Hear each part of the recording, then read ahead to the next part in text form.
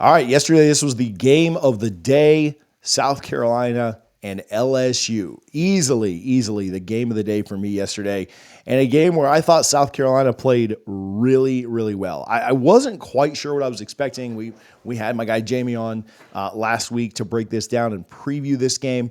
And man, I thought that I thought there was a chance that LSU could grab this thing and run away with it. I was even texting, I told Jamie this, but my best man at my wedding is a huge South Carolina fan. And I was texting him saying like, hey man, you want to run up there? You want to try and go to the game? And with the weather and everything else, we both had things going on. We didn't end up going, but man, I thought South Carolina played really well early, better than I even expected. Right, I certainly didn't expect a team to jump out to that big of a lead, and they were putting it on LSU.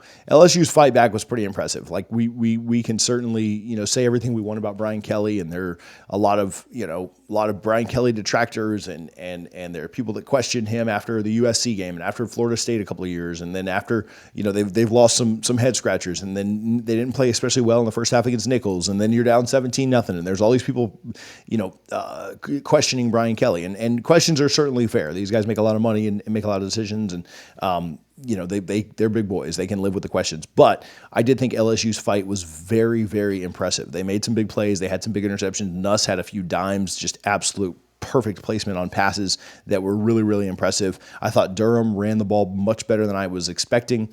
Just all around, I think LSU played pretty well. And again, the big takeaway to me is just their fight back. I think it'd have been really easy on the road in the SEC, down 3 scores, to just say like, not our game. We lost to USC. We struggled with Nichols. Like, we're just not a very good team. We're gonna, I would never expect a team to just quit that early. Like, I will say that, like, where they were up 17 with 38 minutes left to go in the game, so there was plenty of time to potentially come back, and they obviously did.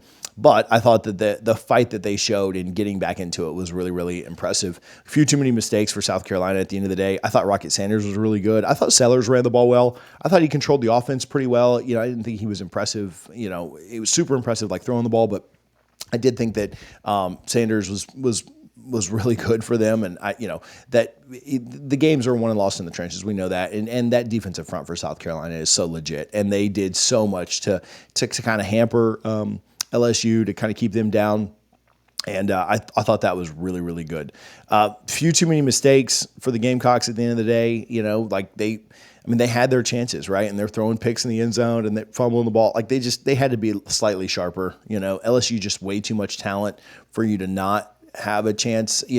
At the very end, I thought that they were playing for the field goal, which maybe with the time on the clock, playing for the field goal wasn't the worst thing ever. But South Carolina fans, let me know your thoughts down in the comments.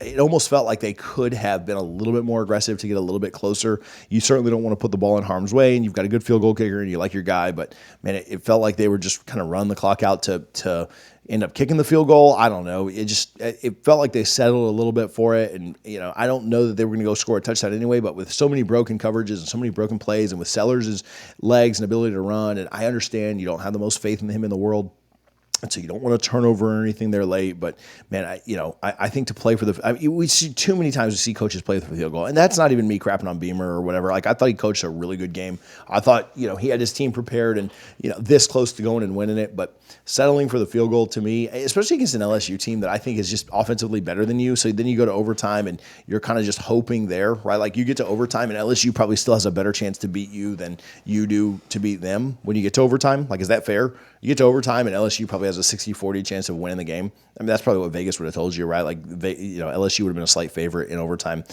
at the very start of overtime, like at the coin toss. And so, I mean, go for the win, man. You scored this many points, you've done this much to LSU, like, go for the win. So maybe I'm overreading that. South Carolina fans, I don't know if you have thoughts on that or not. Or LSU fans, feel free to chime in there too. But it just felt like they were settling a little bit. Maybe I'm wrong there, right? Not trying to. I thought Beamer did a really good job for as many questions as there are around him. I thought he did a great job. South Carolina, probably going to a bowl this year if they can maybe sneak a win or two. I mean, I think there's several wins on this schedule left. I mean, I do think they beat Vandy and Wofford for sure. So there's 4 wins.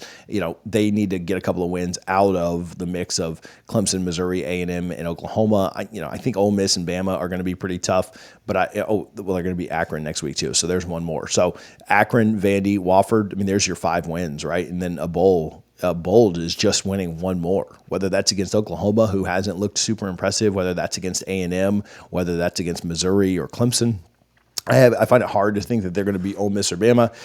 Crazier things happen, right? Kentucky took UGA down to the wire last night and had a chance. But South Carolina, I think by beating Kentucky has put themselves in a really, really good position. Obviously, could have beat LSU, could have almost guaranteed yourself a bowl at that point. But you didn't. You lost the game. You got to move on. You got to rebound from this. I think this is one thing that is going to be a test of Beamer is how does he get his team to respond? He got them to respond really well to a win, right? Got them to respond really, really well to a win. And they played LSU about as well as they could have wanted to. Certainly could have been cleaner, but man, they got up for this game. The town was energized. Game day there. It was, like I said, it was the game of the day yesterday, and both teams had their chances. But how does he get them to respond to a loss? They've lost games in the past, and it's turned into 2 or 3 or 4 losses. That can't be the situation this time. Beamer's got to get them refocused. It helps to have Akron next. You go in and you beat the crap out of them, and then you have Ole Miss. Going to be a very tough one. Let's not kid ourselves. But that defensive front is going to give them a chance in most games, right? I think their defensive front somewhat neutralized when you play a team like Bama, but I do think that they can get after Ole Miss, and we'll see. I'd certainly lean Ole Miss in that game, but I don't know that I'm ready to write that off as a complete, an utter failure of a loss. Like there's no chance you can win. LSU has a couple of gimmies, I think. I think they're going to beat UCLA and then South Alabama, and then Ole Miss comes to town. So what's next for them? Well, they got to get right they got to get right defensively. They got to be able to slow some things down because if not, Ole Miss will come into town and beat them. UCLA, South Alabama, I don't expect either one of them to knock LSU off. Kind of interesting. LSU plays both USC and UCLA, so 2 Big Ten teams. Obviously, they were not Big Ten teams when those games were scheduled, but I do think it's interesting that they play both of them. Ole Miss coming to town is very interesting. I do think that that is kind of going to be one of the games of the week. There's a ton of good action that week. I think that's the 5th of October. In a lean in that game right now. I mean, LSU fans, don't kill me for this. I mean, I'd probably lean Ole Miss right now. I need to see a little bit more from them. I need to see them play some actual competition here soon, which they do. But LSU Ole Miss is going to be one of the games of the year in the SEC and really in the country. 2 ranked teams, 2 top-ranked teams, and that's going to be a ton of fun. But I think there's positives for sure for both of these teams to take away. They both could have played a little bit cleaner. They both could have cleaned some things up. But, man, when you look at a game like this, it's unfortunate that someone has to lose because both teams really, really did play especially well. And I thought that South Carolina had every shot in the world to get this done. Man, when you go up 17, when you go up that much that early, you kind of know. I don't know if there's a tendency to let your foot off the gas or if LSU just kind of adjusts, but it felt like LSU took the blow from South Carolina early and then was able to, rebound, was able to just be a little bit better, was able to get what they wanted to do accomplished.